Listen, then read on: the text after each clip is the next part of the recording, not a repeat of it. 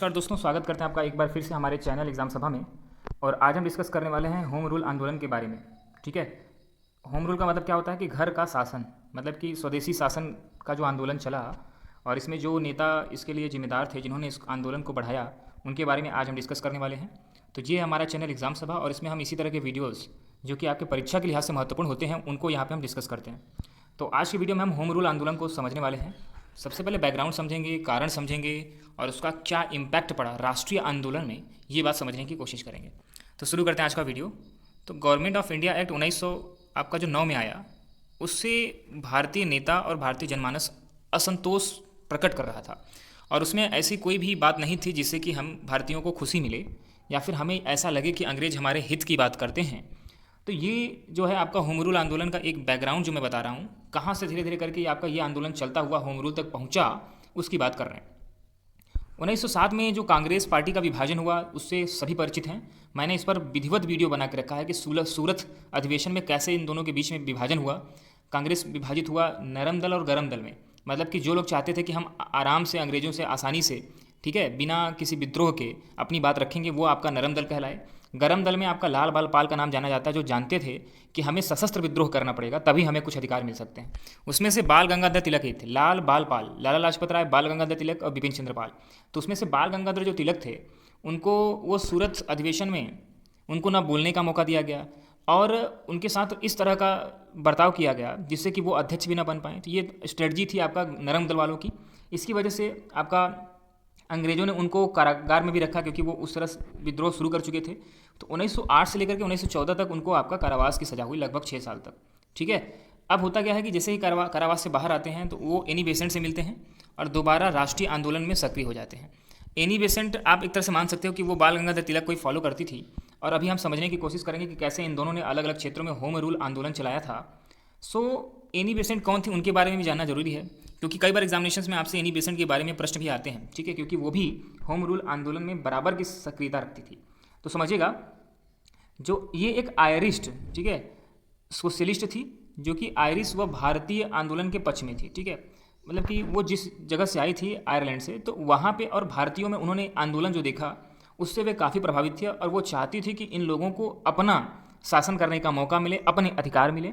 इसीलिए वो भारत आई 1893 में और भारत आने के बाद उनका जाने का मन नहीं हुआ और उन्होंने इंग्लैंड के खिलाफ भारतीय समाज को जागृत करने का प्रयास किया। सो England need is India's opportunity. और उनका मानना था कि अंग्रेज़ों की जो आवश्यकता है, मतलब जो अंग्रेज़ों की आवश्यकता है वो ही भारतीयों के लिए एक अपॉर्चुनिटी है, मतलब कि एक अवसर है। मतलब कि आप जानते हो कि प्रथम विश्व युद्ध हो रहा था, तो उनका मानना था कि ये जो प्रथम युद्ध के समय इनकी जो आवश्यकता पड़ रही है, ये कहीं ना कहीं भारतीयों के लिए एक अपॉर्चुनिटी हो सकती है, एक आपका अच्छी सफलता हो सकती है कि हम कोई भी बात अंग्रेज़ों से मनवा सकते हैं, ऐसा उनका मानना था। अब मांडली जेल में उनको रखा गया था 6-7 साल तक। तिलक जब दोबारा आए तो उन्होंने आंदोलन में फिर से जुड़ गए और भारतीय राष्ट्रीय कांग्रेस का प्रभाव और भी बढ़ चुका था।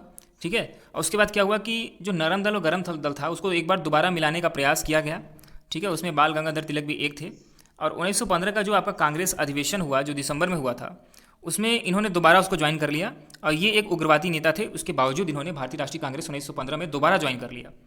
इसके बाद बेसेंट और जो तिलक थे कांग्रेस को होम रूल आंदोलन लाने के लिए कहते हैं, लेकिन वो सफल नहीं रहते। मतलब उन्होंने कांग्रेस से कहा, भारतीय राष्ट्रीय कांग्रेस में अपनी बात रखी कि हम ऐसा करते हैं कि होम रूल आंदोलन की शुरुआत करते हैं, इसमें हम आपका सहयोग चाहते हैं या फिर आपका सहयोग अपेक्षित है, हम ऐसी अपेक्षा करते हैं, ऐसी आशा करते हैं कि आप हमारा सहयोग करेंगे। लेकिन जो आईएनसी के कार्यकर्ता थे, आईएनसी के नेता थे, उन्होंने इनका सहयोग नहीं किया। इसके बाद उन्होंने शिक्षा पर ध्यान देने की बात कही। भारतीय राष्ट्रीय कांग्रेस से यह बात कही कि आप शिक्षा पर ध्यान दीजिए, जिस पर कांग्रेस सहमत हो गया। मतलब कुछ ऐसे मुद्दे थे जिस पर कांग्रेस सहमत नहीं हुआ, लेकिन कुछ ऐसे मुद्दे भी थे जिस पर कांग्रेस सहमत हो गया उस समय। अब आगे क्या होता है कि 1916 सितंबर में होम रूल की स्थापना कर दी गई। किसके द्वारा? सितंबर 1916 में शुरुआत की गई होम रूल की। 2 अलग अलग जगहों पे की गई थी और उसी वर्ष दोनों जगहों पे जो आप स्थापना की गई थी, तो एक जगह पे आपका एनी बेसेंट के द्वारा किया गया, दूसरे जगह पे बाल गंगाधर तिलक के द्वारा किया गया। तो तिलक किसी बंधन में नहीं थे, ठीक है, वो आईएनसी की बातों को उतना फॉलो नहीं करते थे, इसीलिए उन्होंने होम रूल की स्थापना अप्रैल 1916 में ही कर दी थी। अब यहाँ से समझिएगा 2 डेट आता है, एक आता है आपका सितंबर 1916 और दूसरा जो आपको डेट यहाँ पे दिखाई दे रहा है वो है आपका अप्रैल 1916। कभी कभी आपको कन्फ्यूज़न होगा कि हम किस बात को माने। क्या हम अप्रैल 2016 को माने या फिर सितंबर 2016 को माने? तो बातें बिल्कुल आसान है। आप क्या कर सकते हैं, ये मान लीजिए कि जो अप्रैल 1916 वाला है वो आपका बाल गंगाधर तिलक के द्वारा शुरुआत किया गया था, और सितंबर जो था वो आपका सितंबर में जो शुरू किया गया था 1916 में ही, वो आपका एनी बेसेंट के द्वारा शुरू हुआ था। अब इसकी स्थापना के बारे में कुछ समझते हैं। तो ये 2 होम रूल की स्थापना की गई, मतलब इसमें होम रूल आंदोलन अगर समझा जाए तो कोई एक नहीं था, बल्कि इसमें 2 होम रूल आंदोलन चल रहे थे। एक तिलक के द्वारा किया गया था जो कि इंडियन होम रूल लीग की स्थापना की गई थी अप्रैल 1916 में। कहाँ पे स्थापना की गई थी? बेलग्राम में। इसी तरीके से एनी बेसेंट के द्वारा होम रूल लीग की स्थापना की गई। देखें यहाँ पे इंडियन होम रूल लीग किसके द्वारा स्थापित किया गया? तिलक के द्वारा। होम रूल लीग किसके द्वारा स्थापित किया गया? एनी बेसेंट के द्वारा। पहले किसने शुरू किया? तिलक ने शुरू किया। कहाँ शुरू किया? बेलग्राम में शुरू किया। एनी बेसेंट ने कहाँ शुरू किया? सितंबर 1916 में मद्रास से इसकी शुरुआत की। साउथ इंडिया का जो पार्ट था एनी बेसेंट उसको देख रही थी। लेकिन उद्देश्य दोनों का एक ही था कि हमें स्वराज लाना है, किसी भी तरीके से स्वराज हमें भारत में लाना है। तिलक जो है वो आपका महाराष्ट्र, कर्नाटक, सेंट्रल प्रोविंस में सक्रिय थे।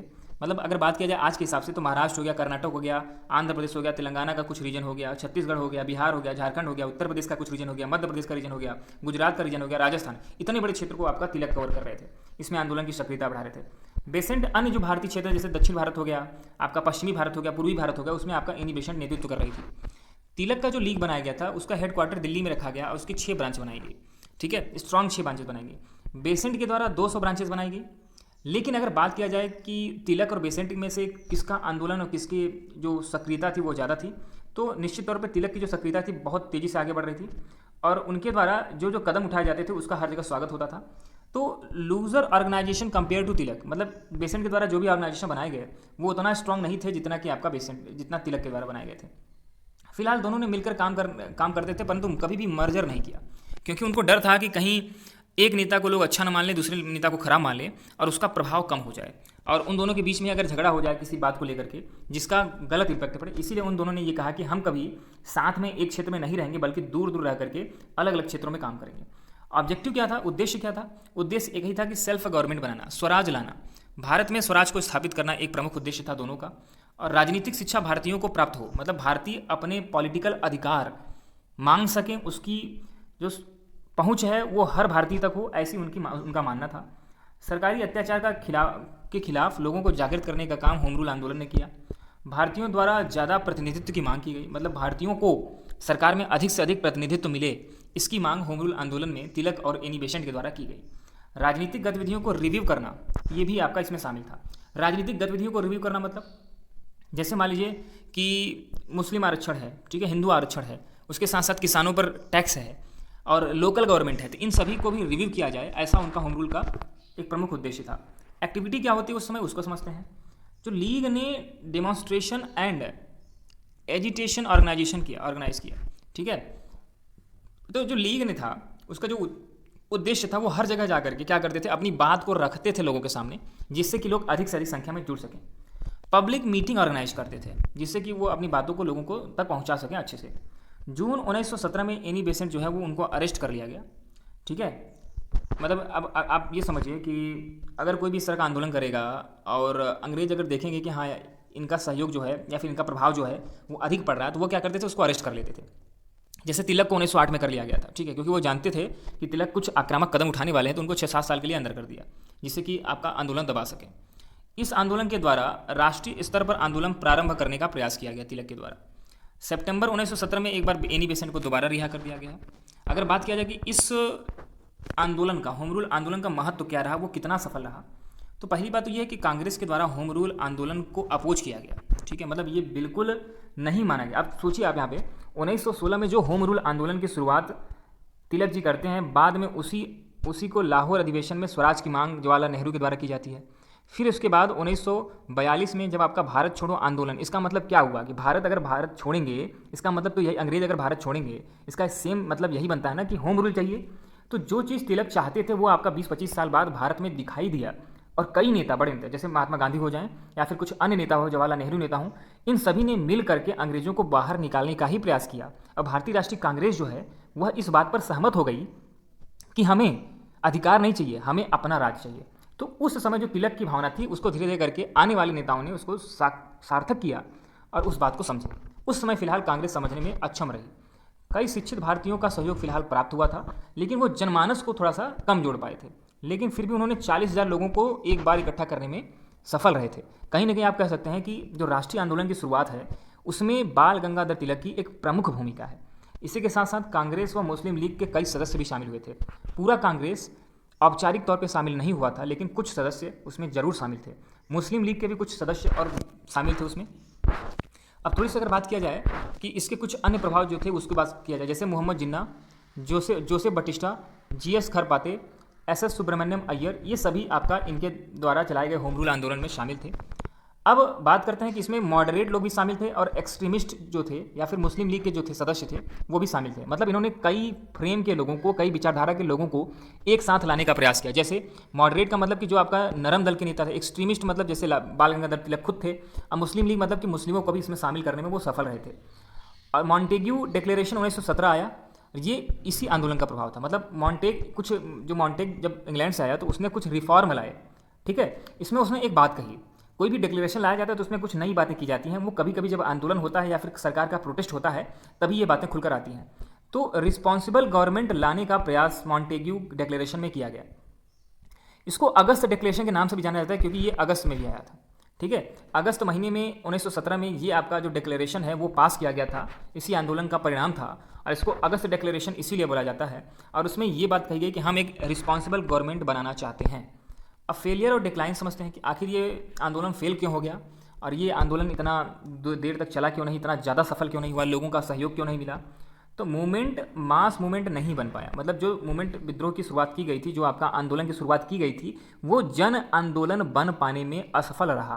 क्यों? क्योंकि उस समय का एकमात्र जो आपकी पार्टी थी भारतीय राष्ट्रीय कांग्रेस INC, उसने इनका सहयोग नहीं किया।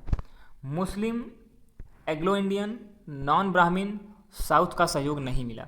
मतलब अगर बड़े तबके की बात की जाए तो मुस्लिम लीग लगभग अछूता रहा। कुछ लोग शामिल थे, ऐसा नहीं है, लेकिन बहुत ज़्यादा समुदाय इससे अछूता था। एग्लो इंडियन आपका ऐसे इंडियन थे, ऐसे भारतीय थे जो कि अंग्रेजी उनके क्या थे, पैतृक थे। कहने का मतलब है कि उनके जो दादा परदादा थे वो आपका अंग्रेज थे, लेकिन वो आकर के ही भारत में बस गए थे। उनका सहयोग इनको नहीं प्राप्त हुआ। नॉन ब्राह्मण थे, मतलब ब्राह्मण के अलावा जो अन्य जातियाँ थी उनका सहयोग नहीं प्राप्त हुआ। साउथ इंडिया में कोई भी मूवमेंट का प्रभाव देखने को नहीं मिला। फिलहाल एनी बेसेंट मद्रास में काम कर जरूर रही थी, लेकिन वो इतनी बड़ी लीडर नहीं थी और उनका जो पक्ष था वो इतना एक्सट्रीमिस्ट पक्ष नहीं था, इसलिए वो आपका ज़्यादा सफल नहीं हुआ। साउथ का मानना था कि होम रूल का मतलब है कि अपर कास्ट हिंदू मेजॉरिटी की सरकार। साउथ इंडियन क्यों नहीं आए उनके साथ? उसका एक मुख्य उद्देश्य था क्योंकि वो जानते थे कि अगर मान लीजिए स्वराज आ भी गया तो क्या होगा। उसमें होगा यही कि जो हिंदू है, जो कि मेजॉरिटी है, वही फिर से शासन करेगा, अपर कास्ट हिंदू। तो मतलब हमको जो है उसमें लाभ नहीं होना है। तो इसीलिए उनका मानना था चाहे अंग्रेज शासन करें चाहे हम शासन करें, एक ही बात है। अब इसमें बात करते हैं कि कई मॉडरेट लीडर जो थे, जैसे कि होम रूल आंदोलन में कुछ मॉडरेट लीडर शामिल थे, कुछ नरम दल के लोग शामिल थे। तो जैसे ही मॉन्टेग की सहमति आई तो मॉन्टेग डिक्लेरेशन से वो सहमत हो गए। मतलब मॉन्टेग ने कहा कि हम रिस्पॉन्सिबल सरकार बनाएंगे, अब वो मान गए। इसीलिए होम रूल को समाप्त करने की जिद करने लगे। मतलब जो भी मॉडरेट लीडर थे वो मानते थे कि हम सफल हो गए, और उन्होंने क्या किया कि मॉन्टेग के द्वारा लाए गए डिक्लेरेशन 1917, जिसको अगस्त डिक्लेरेशन के नाम से भी जानते हैं, उसको वो लोग मानने को तैयार हो गए। इससे थोड़ा सा और कमजोर पड़ा विद्रोह। एनी बेसेंट लगातार आंदोलन नहीं कर सकी, ठीक है। इसीलिए फर्म लीडरशिप जो है वो आपका नहीं दे पाई। वो आंदोलन लगातार करने का प्रयास जो करती थी, लेकिन वो फर्म लीडरशिप मतलब एक स्ट्रांग लीडरशिप नहीं दे पाती थी। सितंबर 1918 में तिलक इंग्लैंड चले गए, किसी काम से तिलक इंग्लैंड गए। सर इग्निशन वैलेंटाइन चिरोवल के खिलाफ वो केस करने जा रहे थे, और सितंबर 1918 में जब वो आपका इंग्लैंड चले गए तो इससे जब लीडर ही नहीं बचा तो वो आंदोलन आगे कौन बढ़ाता, ठीक है। एक ऑथर था, कौन ऑथर था? वैलेंटाइन चिरोल, एक ऑथर था, इंग्लिश राइटर था। उसने इंडियन अनरेस्ट, ठीक है, इंडियन अनरेस्ट नाम का एक पुस्तक लिखा था, जिसमें तिलक को उसने फादर ऑफ इंडियन अनरेस्ट बताया था। और तिलक जो है वो उसके खिलाफ केस करने जा रहे थे कि उसने फादर ऑफ इंडियन अनरेस्ट मुझे कैसे बोला, लेकिन तिलक वहाँ केस हार गए, ठीक है। तिलक की गैर मौजूदगी जो थी आपका, और बेसेंट जो थी अक्षम नेतृत्व था, इस वजह से ये जो आंदोलन है धीरे धीरे करके ठंडा पड़ गया। नेतृत्व के अभाव में आंदोलन ठंडा पड़ गया। 1920 में इसी आंदोलन का प्रभाव रहता है कि धीरे धीरे बड़े नेता की मांग बढ़ने लगी। महात्मा गांधी एक बड़े नेता के तौर पर धीरे धीरे करके उभरने लगे, क्योंकि इसी तरह के एक स्ट्रांग नेतृत्व की आवश्यकता थी। होम रूल लीग जो है आपका, उसको INC भारतीय राष्ट्रीय कांग्रेस में बाद में विलय कर दिया गया। तो इस वीडियो में फिलहाल इतना ही। मैं उम्मीद करता हूं कि आपको होम रूल आंदोलन से संबंधित जितने भी तथ्य थे, जितनी भी आवश्यकता थी, उसको मैंने टू द पॉइंट बताने की कोशिश की। और इसी तरह की वीडियोज़ को देखने के लिए हमारे चैनल को सब्सक्राइब करना न भूलें। धन्यवाद।